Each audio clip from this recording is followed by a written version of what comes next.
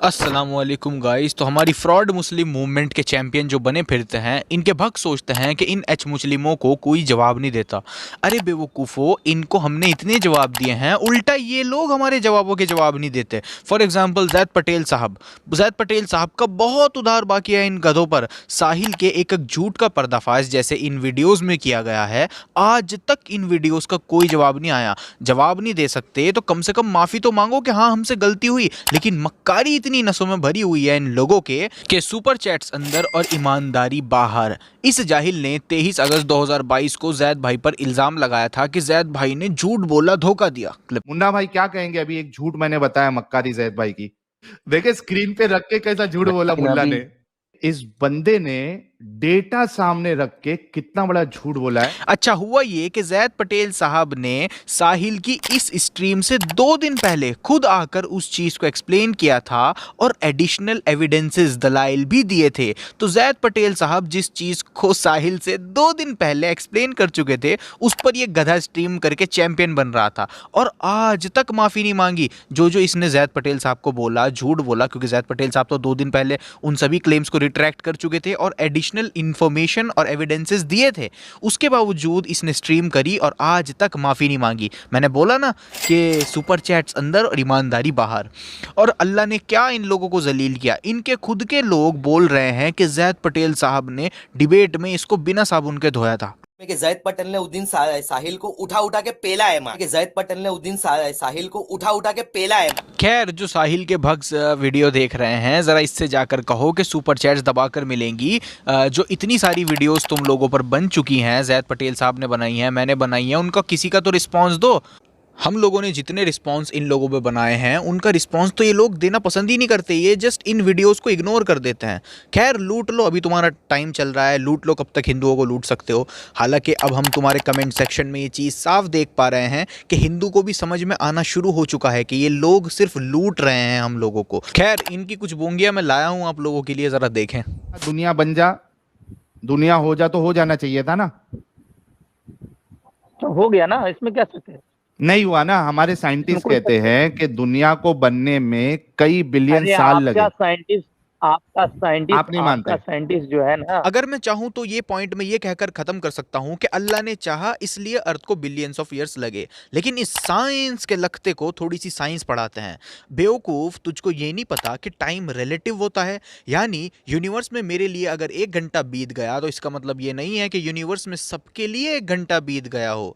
जी हाँ, इसका मतलब ये हुआ यूनिवर्स को बने हुए हमारे लिए 13.8 बिलियन ईयर्स हो चुके हैं। साइंटिस्ट कहते हैं 13.8 बिलियन ईयर्स पहले बिग बैंग हुआ था। लेकिन इसका मतलब ये नहीं है कि यूनिवर्स की हर एक चीज के लिए 13.8 बिलियन ईयर्स बीत चुके हों। According to Einstein's relativity, time is relative, not absolute.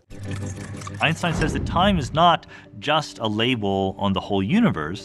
Time is experienced individually. There isn't time in the sense of a universal tick-tock. There were times.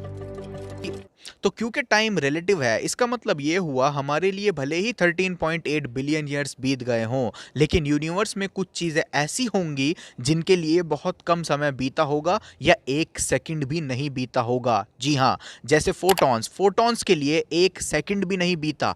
Photons के लिए टाइम एग्जिस्ट ही नहीं करता। जी हाँ, इनके लिए टाइम जैसी कोई चीज़ है ही नहीं। इसका मतलब ये हुआ अगर हमारे लिए ट्रिलियंस ऑफ ईयर्स बीत गए हों, उसके बावजूद भी फोटॉन्स के लिए 1 सेकंड भी नहीं बीता होगा। That photon, when it was born, at the star that emitted it, was detected at my telescope in the same instant. Wow. According to the photon itself. The photon has no knowledge of that trip. Right. यानी इस universe में ऐसी चीजें हैं जिनके लिए universe की creation बहुत बहुत तेज हुई और कुछ चीजों के लिए पलक झपकने से भी तेज यूनिवर्स की क्रिएशन हुई। तो साहिल, ये सवाल टोटली बेसलेस हो गया तेरा कि अर्थ बनने में बिलियंस ऑफ ईयर्स क्यों लगे, क्योंकि यूनिवर्स में ऐसी चीजें हैं जिनके लिए 1 सेकंड भी नहीं बीता। उन चीजों के लिए सब कुछ तुरंत हो गया एकदम। तो बेवकूफो, इसका मतलब ये हुआ कि इट इज अल्लाह जिसने ये डिसाइड किया है कि यूनिवर्स की किन किन चीजों के लिए टाइम तेज चलेगा और किन किन चीजों के लिए टाइम हल्का चलेगा। तो साहिल, जस्ट बिकॉज तुझको लगता है कि बिलियंस ऑफ ईयर्स बीत गए हैं, इसका मतलब ये नहीं हुआ कि यूनिवर्स में हर चीज के लिए और हर एक जगह बिलियंस ऑफ ईयर्स ही बीते हों। थोड़ा सा सुपर चैट्स देने वालों के लिए मेहनत कर लिया कर, उन पर थोड़ा रहम कर, इतना मत लूटो उनको। इतने एम्बैरेसिंग सवाल तो करता है। वो कहते हैं ना, सुपर चैट्स अंदर दिमाग बाहर। जो चीज दिखती है, इसको गौर करिए, बहुत इंपॉर्टेंट है समझने के लिए, खास करके मोमिनों के लिए। जो चीज दिखती थी, जितना ऑब्जर्वेशन वो लोगों का था, बस उतना ही नॉलेज आपको मिलेगा। चांद दिखता था, सूरज दिखता था, सितारे दिखते थे, तो रसूलुल्लाह ने अल्लाह के नाम पे वो बता दिए। लेकिन प्लैनेट्स, इतना इनके पास नॉलेज ही नहीं था कि भाई प्लैनेट्स भी कोई चीज होती है, वो अलग होता है प्लैनेट्स। वो ना चांद है ना वो सितारा है, और वो सोलर सिस्टम का हिस्सा है। ये नहीं पता था उन लोगों को, इस वजह से वो कुरान में नहीं आया। तो इसके अकॉर्डिंग कुरान में प्लैनेट्स का जिक्र नहीं है, स्टार्स, सूरज एंड चांद का जिक्र है, जिनको हम देख सकते हैं। तो चलो मैं आपको दिखाता हूँ कुरान में कहाँ पर प्लैनेट का जिक्र है। तो कुरान जब भी स्टार्स का जिक्र करता है, इन वाले स्टार्स का, तो अरबिक वर्ड नजम यूज़ करता है। फॉर एग्जाम्पल, जैसे कुरान चैप्टर 55 वर्स 6 में कहा गया है, स्टार्स एंड ट्रीज अल्लाह को सजदा करते हैं। तो यहाँ पर यही नजम वर्ड का प्लूरल आया है इन वाले स्टार्स के लिए। और कुरान चैप्टर 6 वर्स 97 में आया है, अल्लाह ने सितारों को बनाया ताकि उनके ज़रिए तुम अंधेरों में गाइड हो सको। और हम जानते हैं पुराने लोग स्टार्स से गाइड होया करते थे। यहाँ पर भी अरबिक वर्ड नजम ही आया है। तो इन आयतों से साफ है, इन वाले स्टार्स के लिए कुरान नजम वर्ड यूज़ करता है। हालांकि नजम वर्ड का मतलब सिर्फ स्टार्स ही नहीं होता, नजम वर्ड सेलेस्टियल ऑब्जेक्ट्स के लिए भी यूज़ किया जा सकता है। लेकिन मैं एक पैटर्न आपको दिखा रहा हूँ कुरान का। एक और बिल्कुल क्लियर प्रूफ मैं आपको देता हूँ। कुरान चैप्टर 37 वर्स 85 से 90 में इब्राहिम अलैहिस्सलाम अपने फादर को और उनके लोगों को एक खुदा की दावत दे रहे हैं और उनसे कहते हैं कि तुम अल्लाह को छोड़कर इन फॉल्स गॉड्स के पीछे क्यों लगे हो। उसके बाद इब्राहिम अलैहिस्सलाम ने अपनी निगाहों को सितारों की तरफ डाला और कहा, हम रियली सिक। ऐसा होता है ना कि निराश होकर आदमी आसमान में सितारों की तरफ देखता है, तो वही इब्राहिम अलैहिस्सलाम ने भी किया। और इस आयत में भी अरबिक वर्ड नजम का प्लूरल नुजूम ही आया है। इससे ये बात साफ पता चलती है कि इब्राहिम अलैहिस्सलाम ने आसमान में इन सितारों की तरफ ही देखा था। लेकिन इब्राहिम अलैहिस्सलाम के बारे में एक और जगह आया है कुरान में। कुरान चैप्टर 6 वर्स 76 में आता है कि जब इब्राहिम अलैहिस्सलाम एक रात बैठे थे तो उन्होंने एक स्टार को देखा। अब नोट करने वाली बात यह है, कुरान ने नजम वर्ड यूज़ नहीं किया बल्कि कौकब वर्ड यूज़ किया है इस जगह, जिसका मीनिंग सेलेस्टियल ऑब्जेक्ट होता है।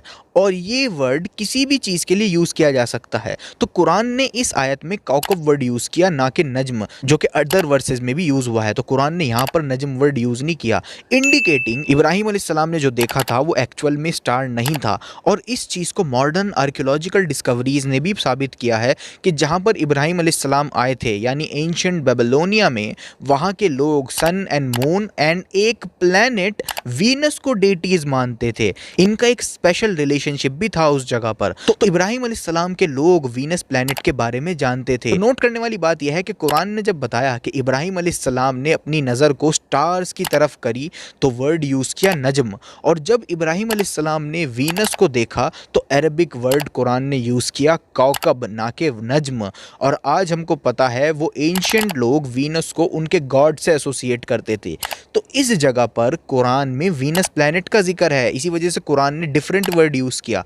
सेकेंडली, दूसरी आयतों में भी जैसे कुरान कहता है अल्लाह सुब्हानहू व तआला ने नियरेस्ट हेवन को लैंप से सजाया, तो यहाँ पर भी ट्रांसलेटर ने लैंप्स इसी वजह से ट्रांसलेट किया है क्योंकि कुरान ने जो वर्ड्स इन आयतों में यूज़ किए हैं वो हैं कौकब, मिसबा। इनका मतलब कुछ भी हो सकता है, प्लैनेट्स भी, अदर लुमिनरीज भी इन द स्काई, जैसे planet, stars, comets, other things. इन वर्ड्स का मतलब कुछ भी हो सकता है। तो कुरान स्टार्स के लिए नजम वर्ड यूज़ करता है। लेकिन जब कुरान किसी और चीज़ को भी इंक्लूड करता हो या किसी और चीज़ के बारे में बात करना चाह रहा हो तो कुरान तब दूसरा वर्ड यूज़ करता है। Venus and Mars can be seen through naked eyes, लेकिन अब जैसा जिसको नॉलेज नहीं है वो तो उसको तारा ही समझेगा ना मेरे प्यारे भाई। तो साहिल, कुरान में अलग अलग वर्ड ही यूज़ किया गया है। कुरान ने जब वीनस की बात करी तब अलग ही वर्ड यूज़ किया, कुरान को प्लैनेट का पता था।